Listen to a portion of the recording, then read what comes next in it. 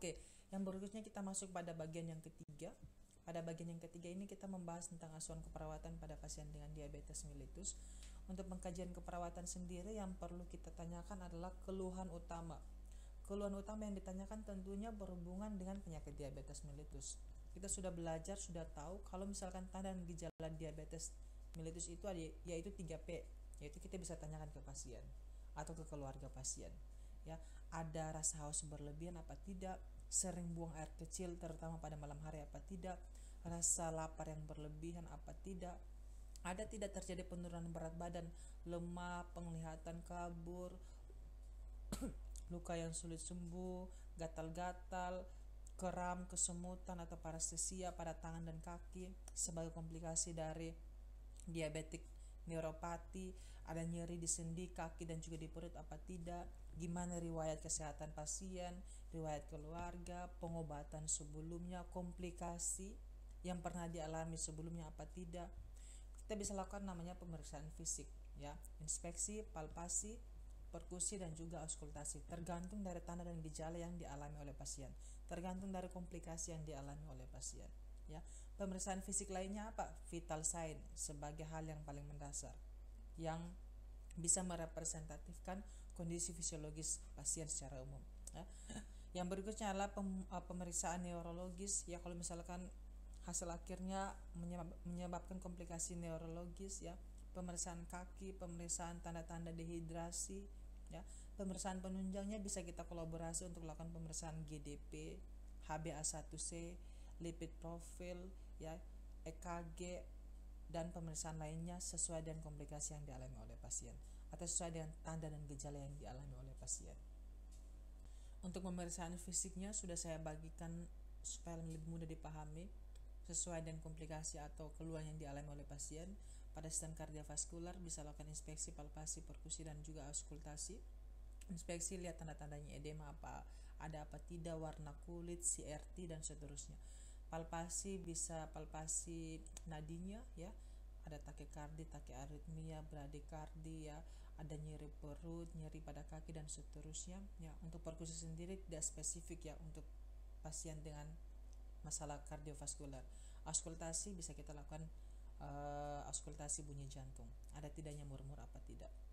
Begitupun dengan respirasi, ya, inspeksi lihat ada otot bantu pernapasan apa tidak, sianosis, CRT, palpasi taktil fremitus, ya, perkusi adanya batas paru, ya, suara redup, hypersonor, ya, auskultasi adanya wheezing atau bunyi napas tambahan, ya, adanya ronki apa tidak, ya. Untuk gastrointestinal bisa kita inspeksi adanya luka apa tidak, ya, distensi abdomen apa tidak, bentuk abdomennya gimana.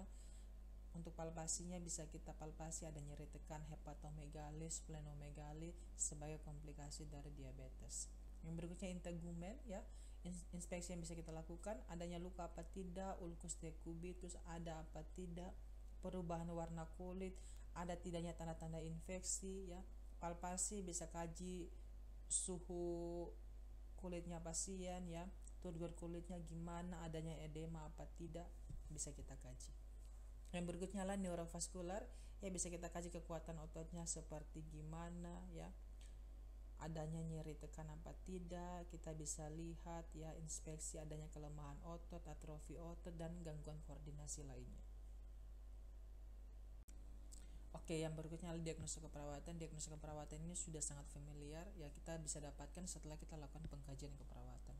Untuk pembuatan diagnosa keperawatan ini bisa menggunakan banyak sumber, bisa SDKI yang sudah familiar, bisa juga Nanda sesuai dengan formulasi yang ada. Nah, diagnosa keperawatan ini ada dua, ada positif dan juga negatif. Yang negatif ini ada aktual dan juga resiko, yang positif ini adalah promosi kesehatan. Kita harus paham dulu formula dari diagnosa keperawatan. Untuk yang aktual dan promosi kesehatan artinya problem ditandai dengan problem berhubungan dengan tanda dan gejala, ditandai dengan keluhannya pasien, ya. Oke.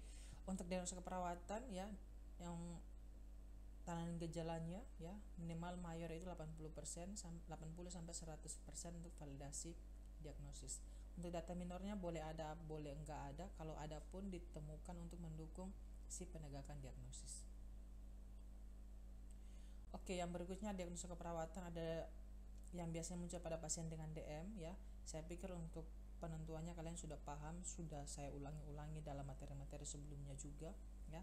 Pada umumnya yang diakibatkan oleh pasien DM ini adalah ketidakstabilan kadar glukosa dalam darah, gangguan integritas kulit, resiko infeksi, nyeri akut sama nyeri kronik, defisit pengetahuan dan juga keletihan. Tergantung dari hasil pengkajian yang kita dapatkan dan disesuaikan dengan data mayor dan data minor yang sudah ada di SDKI. Tapi paling umum terjadi ya masalah-masalah keperawatan demikian. Oke, setelah kita menentukan diagnosanya, kita lakukan langkah berikutnya yaitu intervensi atau perencanaan.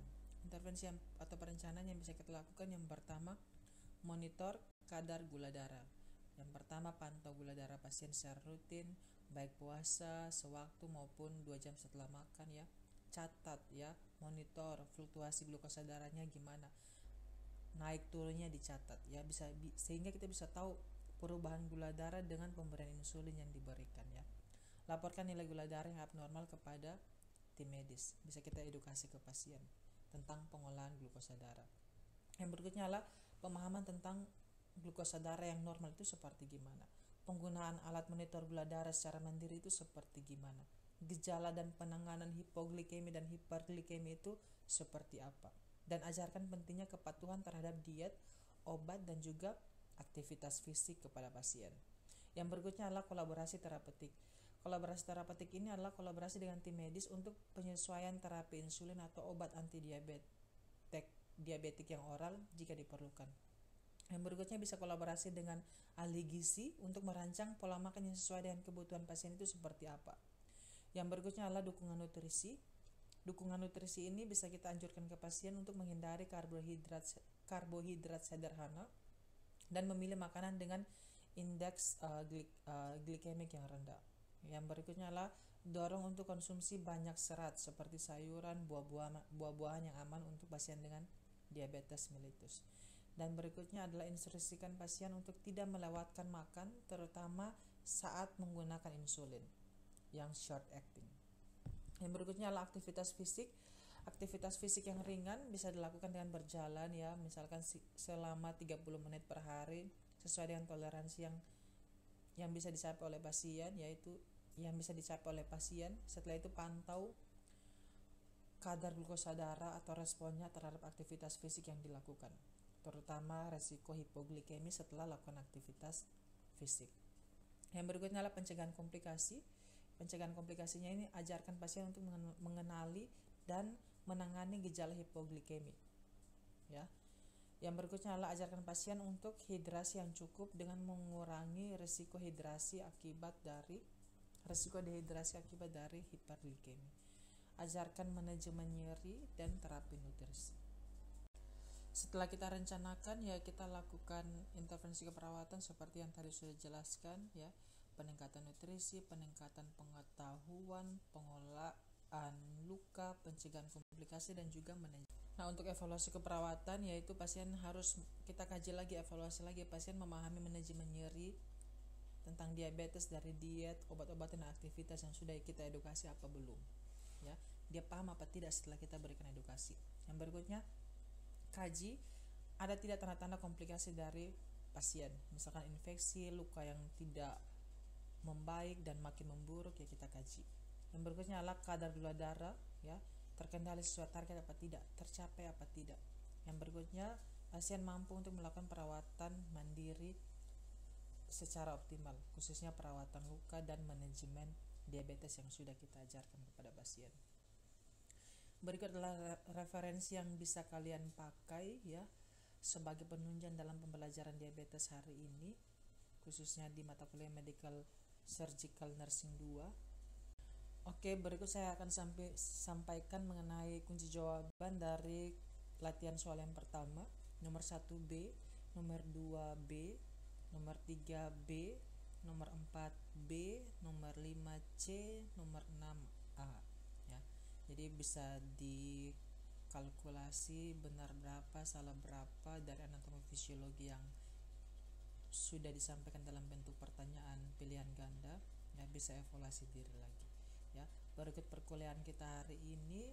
Sampai jumpa di perkuliahan selanjutnya. Tuhan Yesus memberkati kita semua.